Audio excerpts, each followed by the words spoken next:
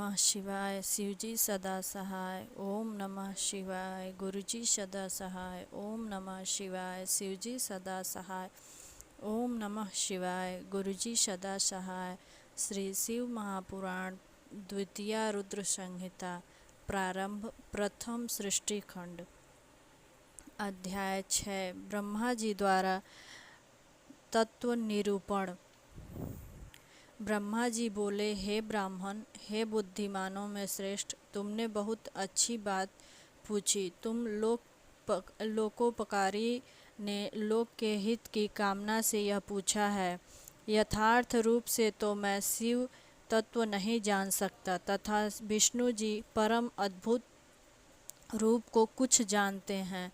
जब महाप्रलय काल में स्थावर जंगम सब नष्ट हो गया, जिस समय ग्रह नक्षत्र तारा सूर्य न होने से सब अंधकार रूप था, चंद्रमा दिन रात अग्नि वायु पृथ्वी जल कुछ नहीं था, तथा प्रधान आकाश तथा दूसरा तेज भी नहीं था, शब्द स्पर्श तथा इष्ट पदार्थ कुछ भी नहीं था, गंध रूप रक्षा दिशा आदि सब अव्यक्त अप्रकट था।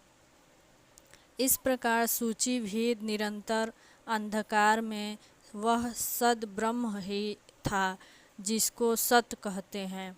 जब इस प्रकार सत और सदात्मक कुछ नहीं था, जिसको योगी अपने हृदयाकाश में निरंतर अवलोकन करते हैं, जो मन वाणी के अगोचर हैं, किसी इंद्रिय का विषय नहीं है, जो नाम रूप वर्ण से रहित स्थूल तथा सूक्ष्म नहीं है, ह्रस्व दीर्घ लघु गुरुत्व से वर्जित हैं, जिसमें उपचय और अपचय नहीं है, श्रुति भी जिसको चकित होकर कहती है कि वह सत्य स्वरूप ज्ञान स्वरूप अनंत स्वरूप परमानंद परम पुरुष है, प्रभा रहित आधार रहित विकार रहित और आकृति रहित है, निर्गुण योगी गम्य सर्वव्यापक एकाकार हैं, निर्विकल्प निरारंभ माया रहित उपद्रव रहित अद्वितीय आद्यंत रहित विकार रहित चिदात्मक, जिसके इस प्रकार संज्ञा संज्ञोक्ति विकल्प करके होते हैं, उसको कितने काल में दूसरे की इच्छा हुई, तब उस अमूर्त ने इच्छा से ही अपनी मूर्ति कल्पित की, जो सब ऐश्वर्य गुणों से युक्त सर्व ज्ञानमयी शोभायमान है, जो सर्वगामी सर्वरूपा सबको देखने वाली सबकी करने वाली सबको एक ही वंदनीय सबकी आद्या सर्वदा सबकी संस्कार करने वाली है। इस ऐश्वर्य संबंधी शुद्ध रूप वाली मूर्ति को कल्पना करके वह अद्वितीय अनादि अनंत सर्वाभास चिदात्मा सर्वगामी अविनाशी पराख्य ब्रह्म अंतर्ध्यान हो गए। जो अमूर्ति पर तत्व है, उसी की मूर्ति सदाशिव है। यही अवार्चनीय पराधीन मूर्ति पंडित उसको ईश्वर कहते हैं। उसने अपने शरीर से ही स्वच्छंद शरीर वाली अनपायिनी शक्ति प्रकट की है। वही प्रधान प्रकृति गुणवती परामाया है, वही बुद्धित्व की जननी है, इसी को विकार रहित कहते हैं। वही शक्ति अंबिका प्रकृति सब लोकों की ईश्वरी तीनों देवताओं की जननी नित्या और मूल कारण कही जाती है। इसकी 8 भुजा है, यह विचित्र मुख वाली शुभा है, पूर्णमासी के सहस्त्र चंद्र के समान इसकी कांति है, अनेक आभरण और अनेक गति से संयुक्त है, अनेक प्रकार के आयुध धारण किए हुए फूल कमल के समान नेत्र वाली अचिंत्य तेज से युक्त सबको उत्पन्न करने वाली वह एकाकिनी माया जब संयोग से अनेक प्रकार की होती है, तब परम पुरुष ईश्वर शिव शंकर, जिनका कोई ईश्वर नहीं, सिर पर गंगा धारण करने वाले, माथे पर चंद्र, 3 नेत्र, 5 मुख, प्रसन्नात्मा, 10 भुजा, त्रिशूलधारी, कर्पूर गौरांग, भस्म शरीर में लगाए हुए भगवान ने उस काल रूपिणी शक्ति को लेकर एक साथ ही शिवलोक नामक क्षेत्र निर्माण किया। उसी उत्तम क्षेत्र को काशी कहते हैं। वह परम निर्वाण को देने वाली सबके ऊपर विराजमान है। उस क्षेत्र में जो कि सबका मन रमाने वाला है, उन परमानंद रूपिणी शिवा द्वारा परमानंद रूपिणी शक्ति के सहित निवास करते हैं। हे मुने, प्रलय काल में भी कभी वह क्षेत्र शिवाशिव से रहित नहीं होता। इससे वह क्षेत्र अवियुक्त कहलाता है। शिव जी ने पहले इसमें एक आनंद नामक वन निर्माण किया था। क्षेत्र आनंद का हेतु होने के से आनंद कानन और पीछे अविमुक्त कहलाया।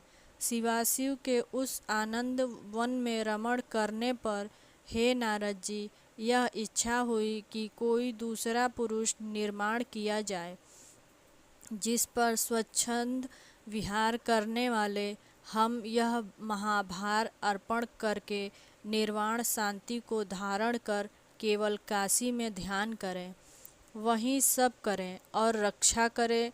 जो हमारे अनुग्रह से वह सब विकृत करे, चित्त रूपी समुद्र को आकुंचन कर चिंता रूपी तरंगों से दोलायमान सत्व रूपी रत्न, तमोर रूप ग्रह रजोगुण रूपी विद्रुम्न से विस्तारित, जिसके प्रमाद से हम सुख रूप आनंद कानन में विहार करें।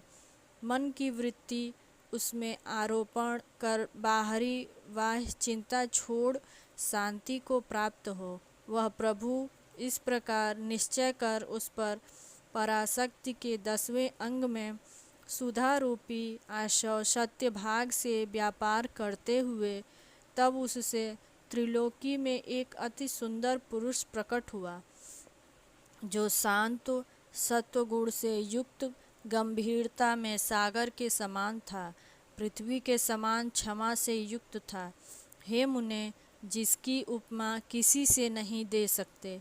इंद्र नीलमणि के समान कांतिमान, उत्तम कमल के समान नेत्र, सुवर्ण के समान कांति धारण किए, 2 दुकुला से आवृत्ति, प्रचंड भुजाओं से शोभायमान, जो दोनों भुजा कहीं पराजित होने वाली न थी, तब वह पुरुष परमेश्वर शिव को प्रणाम कर बोले, हे स्वामिन, मेरा नाम रखकर मेरे कर्म भी कहिए। यह वचन सुनकर समर्थ प्रभु शंकर हंसते हुए मेघ के समान गंभीर वाणी से बोले, व्यापक होने के जगत में तुम्हारा विष्णु नाम होगा और भी भक्तों के सुख करने वाले तुम्हारे बहुत से नाम हैं। तुम दृढ़ता पूर्वक परम कार्य साधक तपस्या। यह कहकर शंकर ने अपने श्वास मार्ग से उनको वेद प्रदान किए। तब अच्युत ने शिव को नमस्कार कर बड़ा तप किया और शक्ति सहित परमेश्वर अंतर्ध्यान हो अपने लोक में गए। इधर विष्णु ने 12 सहस्त्र दिव्य वर्ष तक तपस्या की, परंतु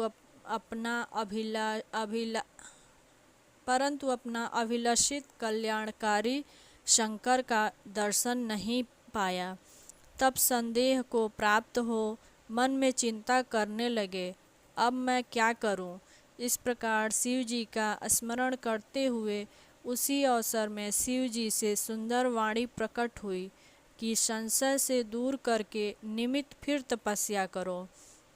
विष्णु जी ने यह सुनकर फिर दारुण तप किया। जब बहुत समय बीत गया तब ब्रह्मा ध्यान मार्ग के द्वारा विदित हुए। तब पुरुष विष्णु जी ध्यान मार्ग में जागे और प्रसन्नता से विस्मय हो प्राप्त हो बोले कि यह क्या महान तत्व है। तब विष्णु के परिश्रम करने से उनके शरीर से शिव की माया से जल धाराएं निकलने लगी। हे महामुने, वह सब महान जल शून्य में व्याप्त हो गया। वह जल ब्रह्म रूप हुआ, जिसके स्पर्श मात्र से पाप नष्ट होते हैं। तब वह विष्णु जी शांत होकर उसी जल में विमोहित हो बहुत काल तक शयन करते रहे। उस समय उनका नाम श्रुति सम्मत नाम नारायण हुआ। उस समय प्रकृति पुरुष के बिना और कुछ नहीं था।